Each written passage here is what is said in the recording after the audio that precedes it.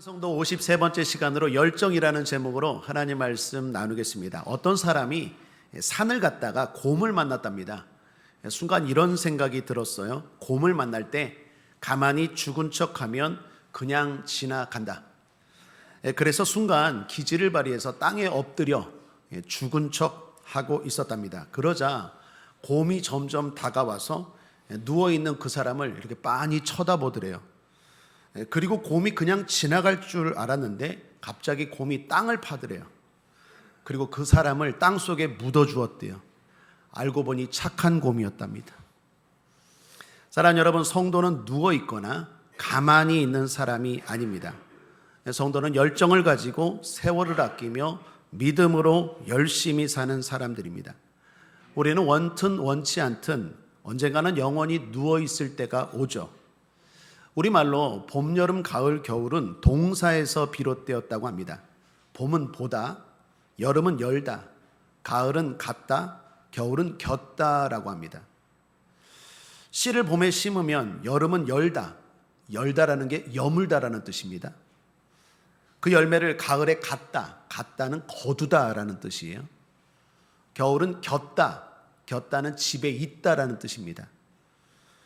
그러니까 이런 거죠. 열심히 일하고 겨울은 이제 집에 있으면서 편히 쉬는 계절이라는 뜻이 겨울입니다. 우리말 겨울만이 아니라 영어로 겨울을 말하는 윈터도 마찬가지입니다. 윈터라는 말이 고대 게르만족 어인 윈트루즈에서 비롯되었답니다. 뜻이 비슷합니다. 빈둥빈둥 놀면서 집에서 휴식하는 계절입니다. 겨울이라는 계절뿐만 아니라 우리 인생에도 겨울이 찾아오죠. 누워있을 때가 옵니다. 천국에서 영원히 쉴 때가 옵니다. 그때까지는 살아있는 동안은 열정을 가지고 열심히 살아야 하겠습니다. 제가 좋아하는 시 중에 안도연 시인의 너에게 묻는다라는 제목의 시가 있습니다. 내용이 이렇습니다. 연탄재 함부로 발로 차지 마라. 너는 누구에게 한 번이라도 뜨거운 사람이었느냐. 일단 시가 짧아서 저는 좋습니다. 짧지만 또한 함축적이어서 좋습니다. 무엇보다 이 시를 읽을 때마다 나는 지금 열정적으로 살고 있나 뜨거운가 돌이켜보게 해서 좋습니다. 흔히 증후군, 신드롬이라는 말을 많이 하는데 요즘 유행하는 것 중에 소진증후군이라고 들어보셨습니까? 뜻은 극도의 피로감으로 무기력증, 자기 혐오 등에 빠지는 현상입니다. 그러니까 삶의 의욕을 잃어버리고 무기력하게 그냥 하루하루 사는 거죠. 내가 왜 살아야 되는지, 무엇을 해야 하는지 아무런 소망도 없고 그 의미를 상실한 채 그냥 하루하루 살아가는 것입니다. 이런 분들이 오늘날 많대요. 주님은 우리에게 구별된 자, 세상의 소금과 빛이라고 말씀하십니다. 이런 세상에 물들지 않고 우리는 열정을 가지고 살아가야 될 줄 믿습니다.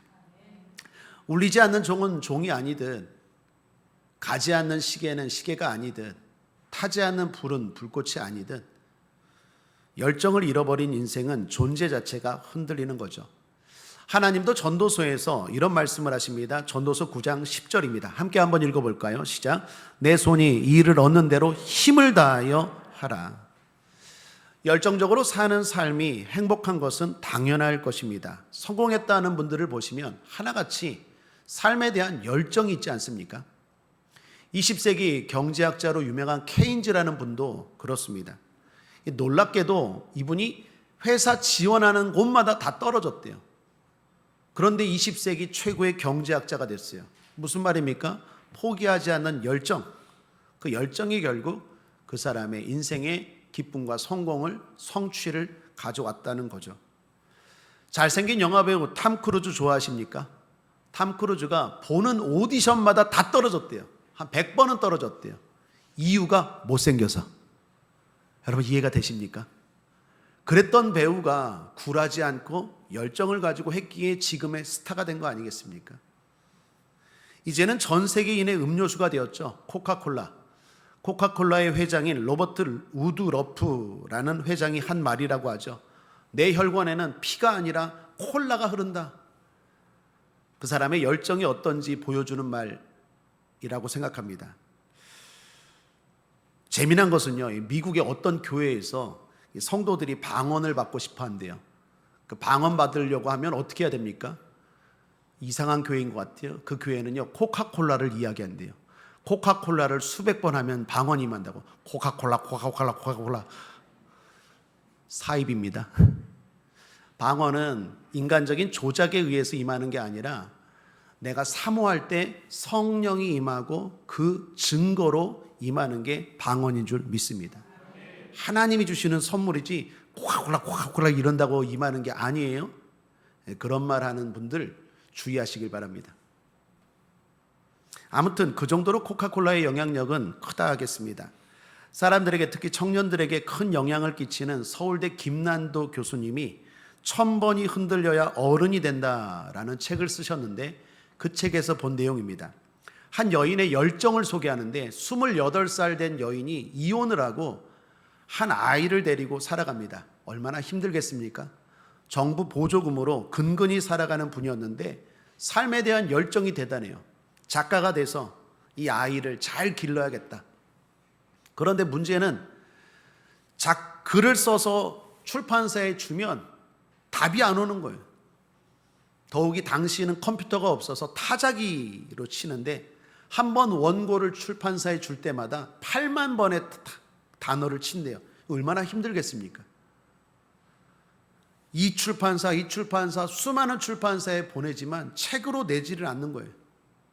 그러다가 결국 한 출판사가 그 여인의 글을 인정하고 책으로 내게 됩니다. 그 책이 해리포터이고 그 여인이 조앤 롤링이라고 하죠. 열정의 결과입니다.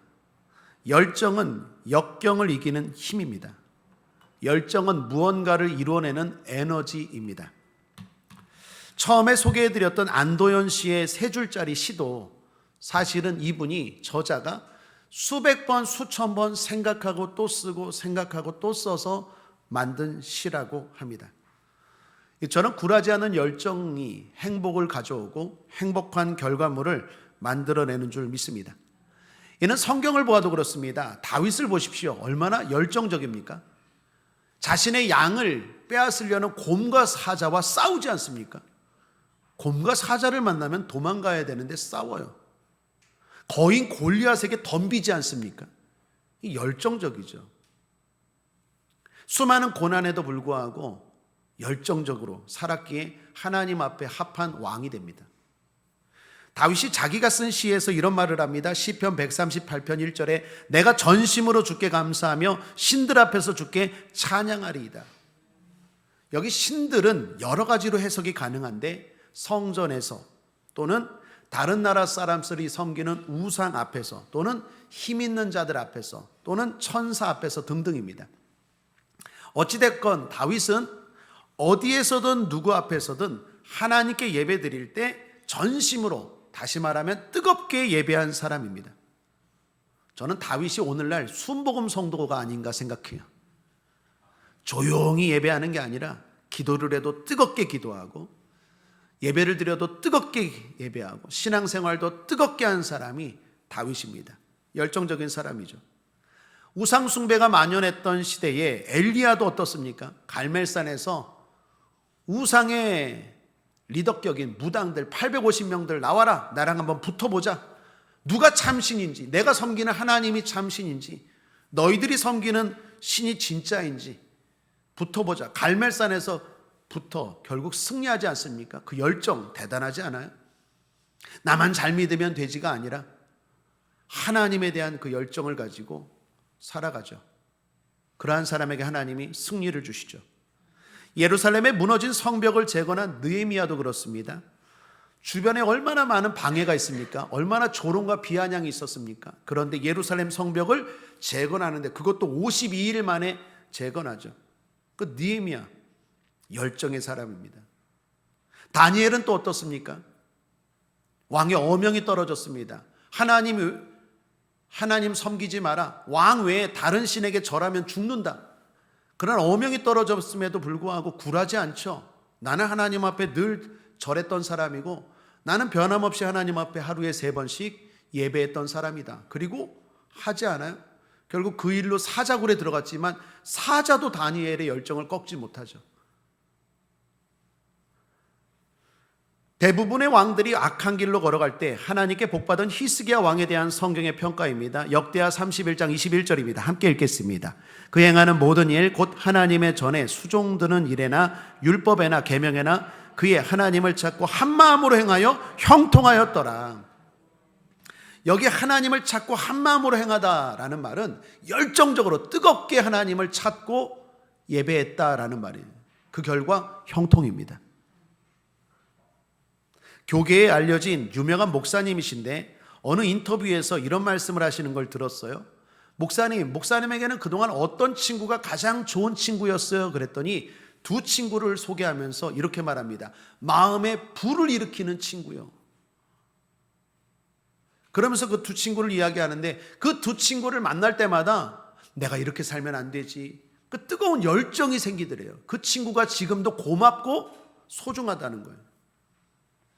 사랑하는 여러분, 이처럼 열정적으로 삶을 사는 건 중요하고 복된 일인 줄 믿습니다. 자, 그러나 문제가 있죠. 아는데 안 돼요. 알아요.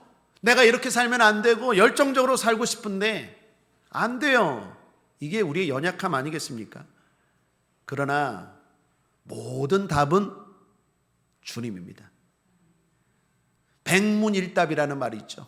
여러분이 100가지 질문을 해도 답은 한 가지, 주님입니다. 한번 따라하겠습니다. 모든 문제의 답은 주님께 있습니다. 이것이 저와 여러분의 신앙 고백 되길 바랍니다. 자, 그러면 열정적으로 살지 못하는 사람들의 원인부터 살펴보겠습니다. 3가지인데 이건 저만이 아니라 모든 사람들이 공감하고 동의하는 원인입니다. 첫 번째로 낮은 자존감입니다. 자존감이 낮으면 삶에 대한 열정이 당연히 없을 수밖에 없죠. 나 같은 게 뭘, 내가 뭘. 낮은 자존감의 다른 말은 열등감이라고 할 수 있겠습니다. 심리학자 알프레드 아들러가 처음 사용한 단어인데 뜻은 이렇습니다. 다른 사람에게 비해 뒤떨어졌다거나 자기에게는 능력이 전혀 없다라는 생각. 이런 생각으로 가득 차면 당연히 매사가 부정적이겠죠. 할 수 없어. 하지 말자. 하면 뭐하니? 그러면서 늘 우울감에 빠지는 거죠. 여러분, 영어로 I can이 뭡니까? 나는 할 수 있다. 그렇죠. 그런데 매사가 부정적인 사람은 나는 깡통이다. I can인데 할 수 있다라고 생각하지만 또 다른 의미로 나는 깡통이다. 무슨 의미입니까? 동일한 사건도 내가 낮은 자존감이고 열등감에 빠져 있으면 이상하게 부정적으로 해석한다라는 거예요. 그런 인생에 어떤 결과물도 없겠죠. 성경에 보면 낮은 자존감으로 인해 결정적으로 실패하는 장면이 나옵니다. 민수기 13장의 정탐꾼 사건입니다. 하나님이 가나안 땅을 주셨습니다. 적과 꿀이 흐르는 가나안 땅을 주셨습니다. 가면 됩니다. 들어가면 주님이 주십니다. 아멘하고 믿고 행동하면 주님이 주십니다. 순종하고 따르면 주십니다. 간단합니다. 그런데 갑자기 평상시에 안 그러던 사람들이 신중하자고 말해요. 사랑하는 여러분, 말씀 앞에 신중은요, 다른 말로 불신앙입니다. 갑자기 정탐꾼을 보내재요. 돌다리도 두드려보고 건너가자는 거죠. 그래서 각 지파마다 한 명씩 정탐꾼을 보내서 그 땅, 가나안 땅에 들어가서 그 정탐꾼들이 보고 돌아온 보고를 듣고 이 백성들이 어떻게 합니까? 절망에 빠지죠. 12명 중에 10명이 부정적인 보고를 했는데 그 보고에 사람들의 마음이 동화되었죠. 민수기 13장 33절에 10명이 한 보고입니다. 거기서 또 네피림 후손 아낙 자손 대장부들을 보았나니 우리는 스스로 보기에도 메뚜기 같으니 그들의 보기에도 그와 같았을 것이라. 여러분, 내가 메뚜기라고 생각하면 뭘 할 수 있겠습니까? 내가 메뚜기라고 생각하는데 뭘 하나님이 주셔도 누릴 수 있겠습니까? 여러분, 자존감이 낮으면 주께서 물을 떠주어도, 내 앞에 잔치상을 펼쳐 놓아도, 복을 베풀어 주어도 소유하지 못한다는 거예요. 그래서 자존감이 대단히 중요합니다. 놀라운 건 어느 조사에 보니까 우리나라 사람들 95% 이상이 열등감이 있대요. 물론 정도의 차이는 있겠죠. 심한 사람, 덜한 사람. 근데 많은 사람들이, 대부분의 사람들이 열등감 때문에 시달린다라는 것입니다. 자, 이것을 극복하는 방법 뭐라고요? 주님입니다. 신학자 피터 와그너 박사는 말하기를 사람에게는 소속감, 가치감, 자신감이 중요한데 이 소속감, 가치감, 자신감은 자존감에서 나온대요.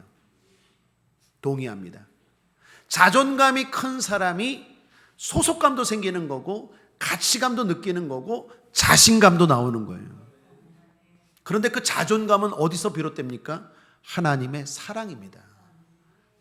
천지만물을 지으신 하나님이 티끌보다 못한 죄인된 나를, 잘하지도 못하고 잘 알지도 못하는 나를 사랑하신다는 거예요.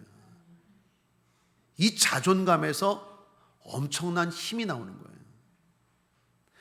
주님이 이렇게 말씀하지 않습니까? 여러분에게 하시는 말씀이라고 생각하고 믿음으로 함께 읽겠습니다. 스바냐서 3장 17절 시작. 너의 하나님 여호와가 너의 가운데 계시니 그는 구원을 베푸실 전능자시라. 그가 너로 인하여 기쁨을 이기지 못하여 하시며 너를 잠잠히 사랑하시며 너로 인하여 즐거이 부르며 기뻐하시리라 하리라. 신앙 고백 한번 합니다. 나는 하나님의 기쁨입니다. 자존감이 낮은 분들, 자꾸 열등감이 찾아오는 분들, 컴플렉스에 시달리는 분들, 이 고백 날마다 하시길 바랍니다. 나는 하나님의 기쁨이다. 이 사랑에서 엄청난 자존감이 생기고 거기서 무한한 에너지가 나오는 거예요. 로마서 8장 말씀은 또 어떻습니까? 로마서 8장 32절에 자기 아들을 아끼지 아니하시고 우리 모든 사람을 위하여 내어주시니가 어찌 그 아들과 함께 모든 것을 우리에게 은사로 주시지 아니하시겠느뇨. 은사는 선물입니다. 사랑하는 여러분, 하나님 주십니다. 아들까지 주신 분이 뭘 안 주시겠습니까? 믿음으로 하나님의 사랑을 받아들일 수 있게 되길 바랍니다. 두 번째, 열정적이지 못한 사람들의 원인, 비전이 없거나 또는 잘못된 비전입니다. 비전은 다른 말로 목표라고 할 수 있습니다. 근데 우리에겐 비전이죠. 목표는 목표인데 하나님이 주신 목표예요. 사라지지 않는 목표예요. 영원한 목표예요. 그걸 비전이라고 합니다. 목표가 없으니 당연히 삶에 열정이 없죠. 뭐라도 최소한 목표가 있어야 열심히 생활하는 거 아니겠습니까? 예를 들어 행복한 가정에 대한 목표가 있다면 그 가장은 직장에서나 사회 나가서 열심히 일하겠죠. 무언가 목표가 없는데 열정을 일으킨다? 당연히 말이 안 되는 어불성설이죠. 성경 잠언 29장 18절에 묵시가 없으면 백성이 방자에 행하거니와 율법을 지키는 자는 복이 있다고 말합니다. 묵시는 다른 말로 비전입니다. 비전이 없으니 방자히 행하는 거예요.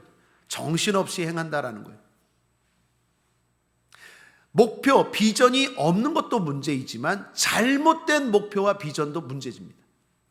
잠언 19장 2절에 이런 말씀이 있습니다. 지식 없는 소원은 선치 못하고 발이 굽한 사람은 그릇하느니라. 지식 없는 소원은 선치 못하대요.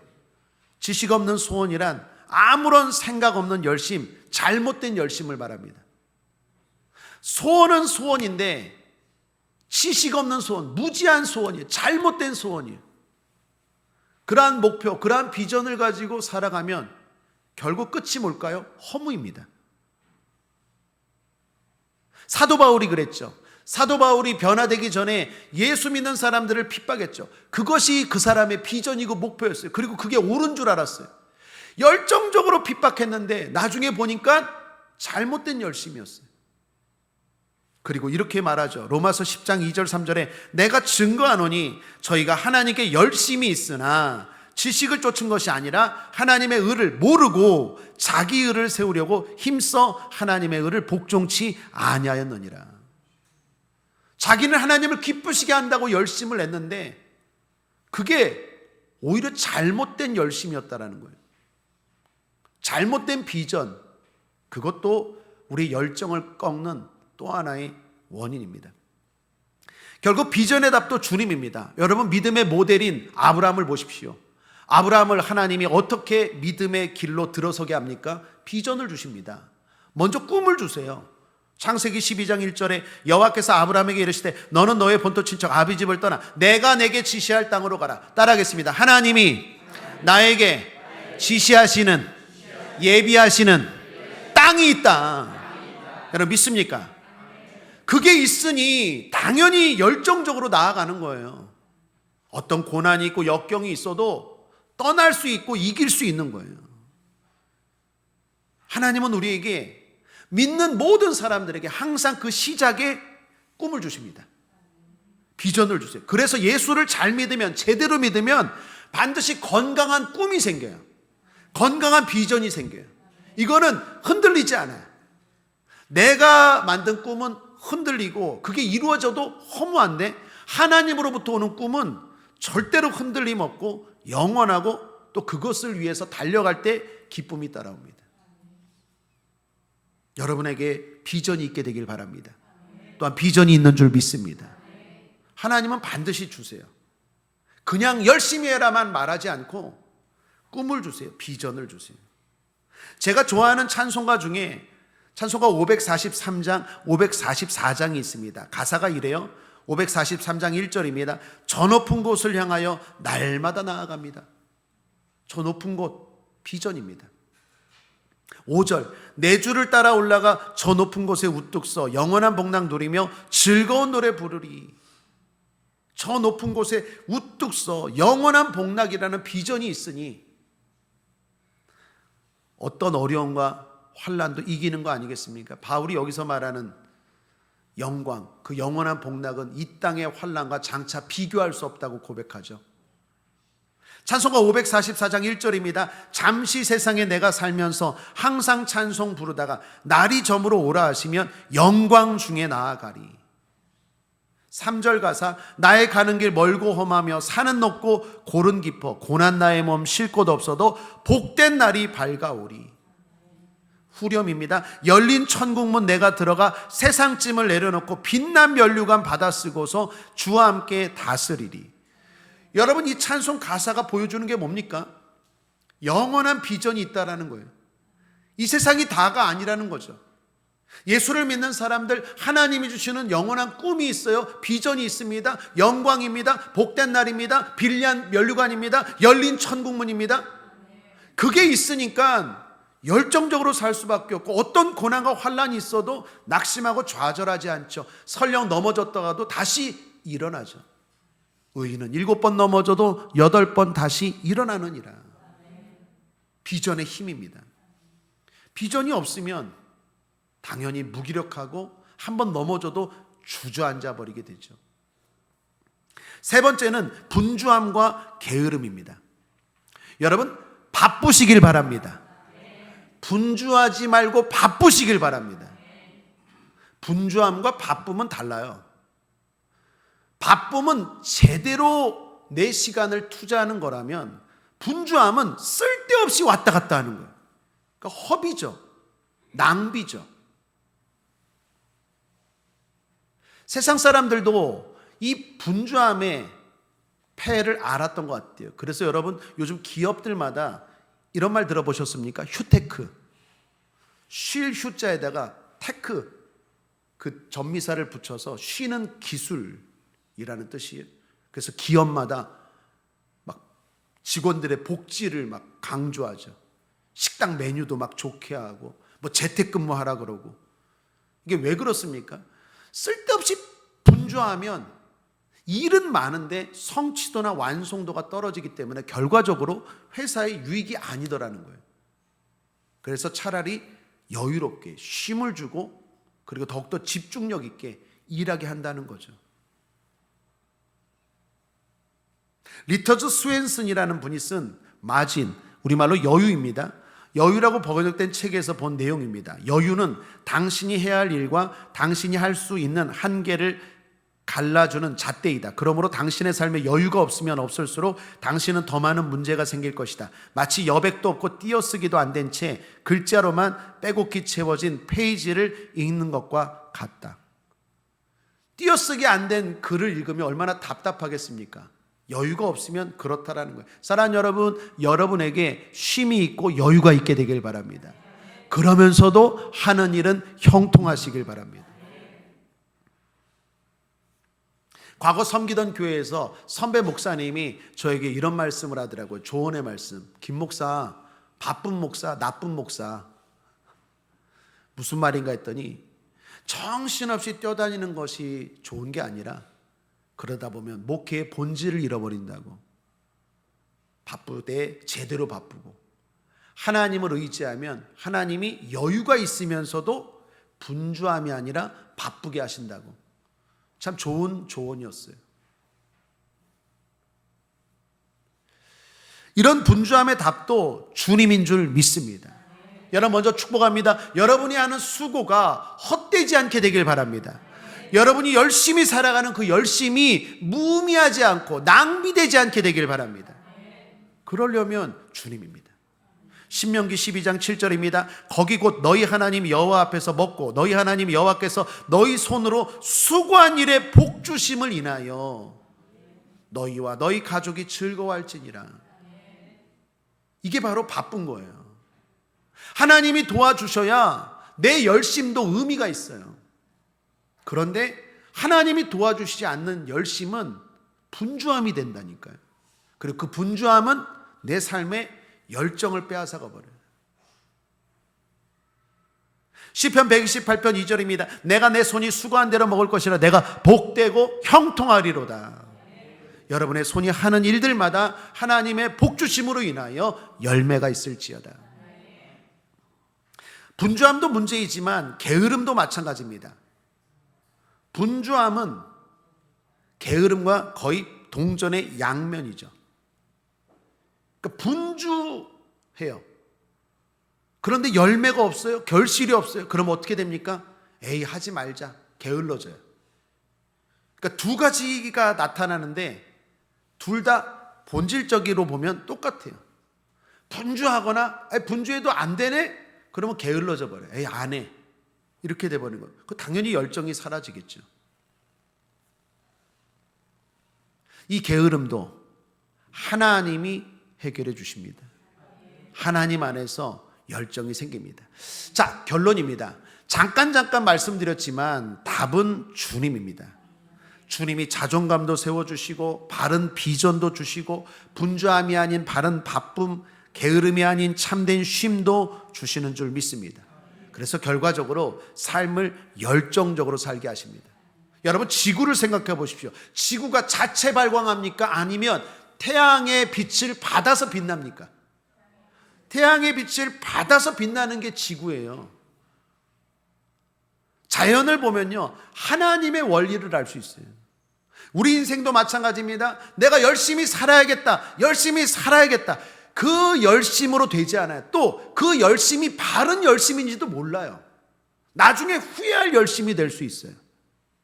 그러므로 우리에게서 열심과 열정이 나오는 게 아니라 하나님으로부터 받을 때 바른 열정, 건강한 열정, 후회함이 없는 열정과 열심이 나오게 되는 줄 믿습니다.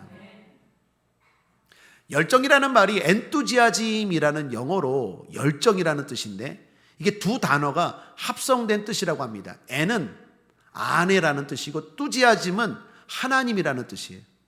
그러니까 하나님 안에 있을 때 생기는 게 뭡니까? 열정이에요. 신앙생활 제대로 하면요 반드시 열정이 생겨요. 그 열정은 하나님을 향한 열정만이 아니라 세상으로 열정도 이어져요. 가정의 열정, 직장의 열정, 사업의 열정 이어지는 줄 믿습니다.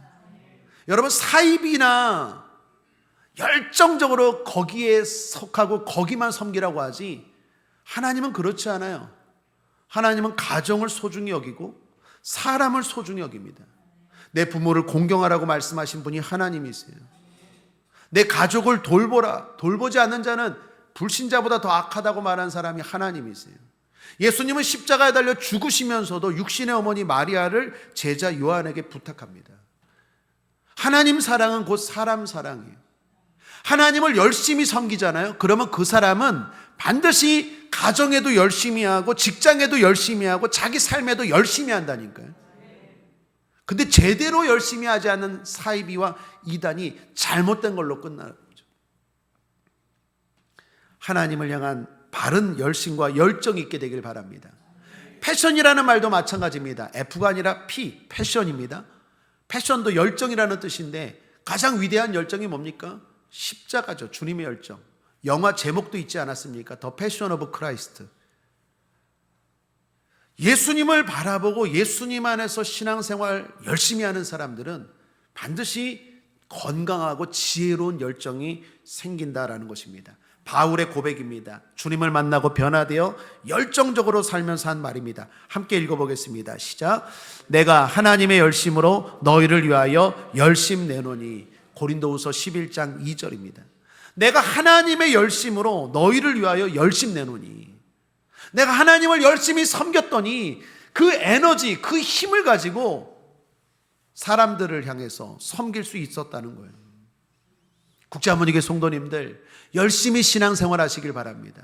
열심히 기도하시고요, 열심히 봉사하시고 열심히 예배드리십시오. 제대로 열심히 하면 반드시 그 열심이 내 삶으로, 내 가정으로, 내 직장으로, 내 사업장으로 이어지게 될 줄 믿습니다.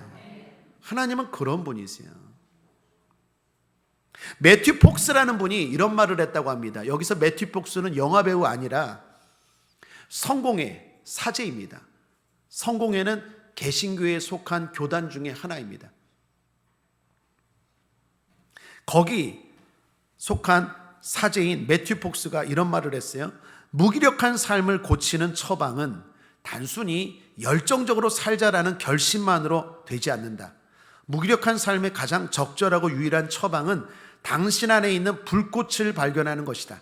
하나님은 우리 안에 심지를 심어 놓으셨다. 우리가 거기에 불을 붙여야 한다. 그것이 신앙이다. 제가 책을 읽으면서 감명받은 부분이에요. 하나님이 저와 여러분 안에 심지를 붙여 놓으셨어요.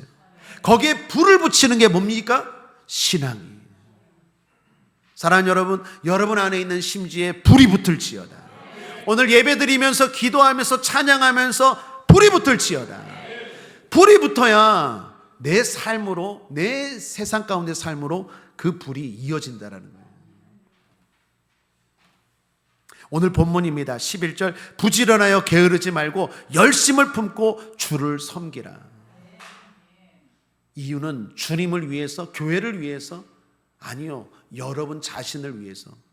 주님을 열심히 섬기는 그 열정이 내 삶에 정열을 불러와요. 한번 따라하겠습니다. 열정신앙, 정열인생.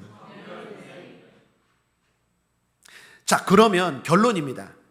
열심을 품고 주님을 섬기는 것이 구체적으로 뭘까요? 그게 11절 이하의 말씀입니다. 이게 다라고 할 수는 없지만 그래도 구체적으로 우리가 뭐에 열심을 내야 되는지, 주를 위하여 섬기는 열심이 뭔지에 대해서 소개한 내용입니다. 천천히 읽으면서 여러분 실천하시기를 주님의 이름으로 축복합니다. 그럴 때 열정이 살아날지어다. 함께 읽겠습니다. 소망 중에 즐거워하며 환난 중에 참으며 기도에 항상 힘쓰며 성도들의 쓸 것을 공급하며 손 대접하기를 힘쓰라. 너희를 핍박하는 자를 축복하라. 축복하고 저주하지 말라. 즐거워하는 자들로 함께 즐거워하고 우는 자들로 함께 울라. 서로 마음을 같이 하며 높은 데 마음을 두지 말고 도리어 낮은 데 처하며 스스로 지혜 있는 채 말라. 아무에게도 악으로 악을 갚지 말고 모든 사람 앞에서 선한 일을 도모하라. 할 수 있거든 너희로서는 모든 사람으로 더불어 평화하라. 내 사랑하는 자들아, 너희가 친히 원수를 갚지 말고 진노하심에 맡기라. 기록되었으되 원수 갚는 것이 내게 있으니 내가 갚으리라고 주께서 말씀하시니라. 내 원수가 줄이거든 먹이고 목마르거든 마시우라. 그리함으로 내가 숯불을 그 머리에 쌓아 놓으리라. 악에게 지지 말고 선으로 악을 이기라. 이런 일에 열심을 냅시다. 말씀을 정리합니다. 행복한 성도 53번째 시간으로 열정에 대해 은혜를 나누었습니다. 주님 주시는 열정으로 행복하게 삽시다. 주님을 뜨겁게 사랑하고 그 뜨거움으로 우리의 삶을 살아갑시다. 예수 승리! 기도하겠습니다. 주님, 새 힘을 주시옵소서. 뜨겁게 하여 주옵소서. 열정을 주시옵소서. 힘을 주시옵소서. 감사드리며 예수님의 이름으로 축복하고 기도했습니다. 아멘.